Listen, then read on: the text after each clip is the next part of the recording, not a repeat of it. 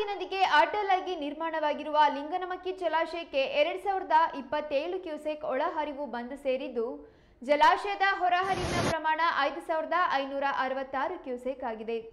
ಜಲಾಶಯದ ಒಟ್ಟು ಸಂಗ್ರಹಣಾ ಸಾಮರ್ಥ್ಯ 1819 ಅಡಿಯಾಗಿದ್ದು, ಪ್ರಸ್ತುತ ಪ್ರಮಾಣ 1815.80 ಅಡಿಯಾಗಿದೆ.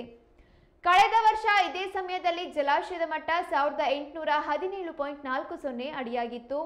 ಈ ಬಾರಿ ಮಳೆಯ ಪ್ರಮಾಣ ತುಸು ಕಡಿಮೆಯಾದ ಕಾರಣ ಜಲಾಶಯದ ಮಟ್ಟವೂ ಸಹ ತಗ್ಗಿದೆ.